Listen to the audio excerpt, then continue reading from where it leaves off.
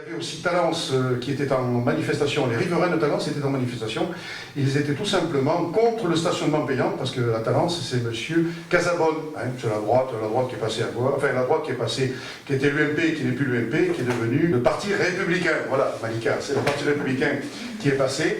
Et M. Casabonne, comme il fait rentrer de l'argent frais, mettre des parkments payants dans toutes les rues de Talence. Je rassure ceux qui nous écoutent, je crois que Bordeaux va être mis en place bientôt. M. Juppé veut étendre les parkings payants sur les 28 de la commune. Alors je pense qu'à Senon, ceux qui sont sur Senon, à moins que M. le maire soit contre, hein, M. le maire, si vous êtes contre, vous avez raison de vous manifester, il y aura des parkments payants partout. Voilà, il faudra payer, il faudra passer au tiroir caisse. Voilà ce que je peux dire. Qu'est-ce qu'il y avait d'autre? Ah oui, à partir de 16h30, tu as les Kurdes qui sont en manifestation de la situation qui se passe en Turquie. Il y a eu des événements. Voilà, ils devraient nous appeler à 16h30. Et après 16h30, on prendra des jeunes qui sont arrivés dans le studio, c'est des humoristes. Je pense qu'ils vont nous faire quelque chose de sympa là, pour faire rigoler les auditeurs qui nous écoutent. Je ne sais pas si c'est leur première radio. Si c'est leur première radio, ben c'est sympa. On a l'immense plaisir de les accueillir. Alors il y a Florian et il y a Paul, voilà, qui sont venus dans les studios d'Odeur Radio. Voilà, alors on va parler du spectacle de Paul Numéro. On va écouter ce jeune homme, Paul, comme on a écouté Florent. Hein. On va écouter d'abord Paul dans un extrait, et puis après on va voir quand se déroule leur spectacle, s'ils le font ensemble. Donc moi je vais remettre dans le contexte, c'est que je vais à un mariage bientôt, donc je voulais tester mon discours de mariage auprès de mon public de spectacle. Donc ce mariage, c'est le mariage de Stéphane et Véronique. Stéphane, c'est mon meilleur ami qui se marie maintenant, et donc je voulais vous préparer ce discours. Stéphane, Véronique, je suis très heureux d'être ici en tant que témoin de votre mariage. Donc, en tant que témoin, je me dois de faire un petit discours, d'où ma présence ce soir devant vous. 10 ans après votre rencontre, vous voici pour le plus beau jour de votre vie. Enfin, plutôt le deuxième plus beau jour de ta vie, Stéphane. Car rappelle-toi ton enterrement de vie de garçon à Las Vegas, où tu étais complètement bourré et que tu t'es marié avec un transsexuel vietnamien. En effet, après avoir langoureusement embrassé cet homme avec des seins, ou encore cette femme avec une bite, tu t'es crié « C'est le plus beau jour de ma vie ». Beaucoup de personnes étaient contre votre mariage du fait de votre différence d'âge. J'ai entendu dire que Stéphane, tu étais pédophile pour te marier avec Véronique. Mais ce soir, vous nous prouvez le contraire avec ce mariage débordant d'amour. Stéphane, tu es un homme dévoué à ta femme. Je trouve ça très beau la façon dont tu l'as aidé en septembre à surmonter ses peurs de son passage en 6e. J'espère que tu seras là lorsqu'elle passera son brevet, ou même encore le jour de ses premières règles. Aujourd'hui, ça y est, vous êtes mariés au plus grand bonheur de tout le monde ici présent. Vous êtes dit oui jusqu'à ce que la mort vous sépare. Vu la différence d'âge, Véronique, les premières couches les mettra plus vite à Stéphane, ton futur mari, que ton futur enfant. En ceci joli jour, ça passe vraiment très vite. 10 ans déjà que vous êtes ensemble. Et je te revois, Stéphane, encore en train de dire, le jour de ta première rencontre avec Véronique, Véronique, de qui la tienne, 3 qui la niquent. Vraiment très très beau. J'aimerais m'adresser maintenant à ta mère, Stéphane, Geneviève. Vous devez être contente que votre fils se marie avec une femme et non un homme. Je sais que vous aviez peur que votre fils devienne homosexuel, mais vous savez, Geneviève, l'homosexualité n'est pas une tare, et encore moins une maladie. Et c'est pour ça que j'aimerais vraiment citer un message de tolérance de Marine Le Pen à propos de son fils. Moi, je m'en fous que mon fils soit gay, du temps que son copain n'est pas noir. Voilà. Bravo. Bravo. Merci. Je sais qu'ils étaient endormis. Ça va?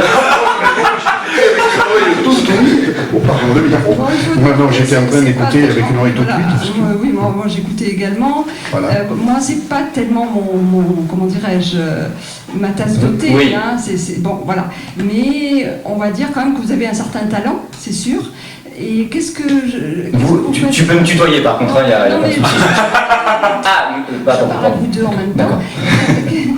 Quels sont vos projets finalement, et séparément, et puis voilà des questions, si vous avez des questions, 05 56 74 76 85. C'est à toi. Alors, est-ce que vous faites, à part bien sûr l'humour, vos sketchs, qu'est-ce que vous faites dans la vie en fait, à part ça? eh bien moi je suis étudiant en géographie à Poitiers, et c'est tout. Voilà. Alors tu viens à Bordeaux pour juste faire tes spectacles à Bordeaux? Voilà, pour jouer, puis aussi pour voir Flo, ça fait toujours plaisir de voir que aussi l'équipe du GBSA qui est la scène ouverte de Bordeaux, ça fait toujours plaisir de voir tous des copains. Donc, on les embrasse bien fort d'ailleurs s'ils nous écoutent. Ouais, on embrasse bien fort toutes les filles. J'embrasse mon papa et ma maman aussi, parce qu'ils nous écoutent en ce moment, Paul. Ouais. Ils sont sur le canapé, ils nous écoutent. Oui, Du coup, je leur fais des gros bisous. Je fais un bisou aussi à ta maman, qu'on appelle la reine des quiches. Parce qu'elle nous fait toujours une quiche à chaque fois qu'on revient de scène, et elle est super bonne, leur quiche. C'est super. Tu parles de ma mère? Non, tu la quiche. Calme-toi, Paul. Calme-toi, qu'on soit bien clair. Et donc, Florent? Et moi, je suis en formation d'acteur à Bordeaux, dans une école qui s'appelle le Théâtre en Miettes. Et là, j'entame ma deuxième et dernière année. D'accord. Deuxième, 2 ans, hein, c'est ça? C'est sur 2 ans, donc j'ai commencé l'an dernier, là j'entame ma dernière année. Et là je participe à un festival qui est organisé par l'école du Théâtre en Miettes, qui s'appelle le Festival du Théâtre en Miettes, qui se passe à Bède, juste à côté de la fête de la Morue, parce qu'en ce moment il y a la fête de la Morue. Et ça se termine fin juin, donc pendant tout le mois de juin je suis sur un festival, je fais les premières parties. Et alors, quand même, une question. Avez-vous des humoristes que vous appréciez particulièrement? Quel serait votre humoriste masculin ou féminin que vous inspirez? J'adore Sofiane Etaï. Tu connais pas Sofiane Etaï? Non, pas du tout. C'est qui? Vous avez écrit l'atelier 53. Ah, ben oui. Non, Sofiane, c'est un très bon. Sofiane, oui. Sofiane, je connais. Humoriste qui t'inspire. Sofiane Etaï. Oui, d'accord. Moi, un humoriste qui... Alors, parle bien dans le micro. Ah, pardon, excusez-moi. Donc un humoriste que j'aime beaucoup, il y en a plusieurs, il y a Arnaud de Samer que j'aime vraiment beaucoup, il y a Pierre-Emmanuel Barré aussi que j'aime beaucoup, qui est aussi sur la radio France Inter et sur Canal+. J'aime beaucoup, qui d'autre? Il y en a pas mal. Franck Dubosc, j'aime beaucoup aussi Franck Dubosc, je trouve ça vraiment très bien. Qu'est-ce que vous lui trouvez? Franck Dubosc, Son personnage, j'adore son personnage prétentieux. oui, Il le tient très bien. Moi j'adore ça. Moi j'aime beaucoup aussi, puis il joue, c'est déjà un bon acteur dans les films, puis c'est vrai que ce personnage qui tient toujours vraiment très bien, ce personnage un peu, genre il s'aime beaucoup, et puis un peu assez sensible, donc j'aime beaucoup vraiment ce personnage qui joue. Il y a aussi par exemple Jérémy Ferrari que j'ai beaucoup aimé, que j'ai découvert dans Demande qu'à Henri.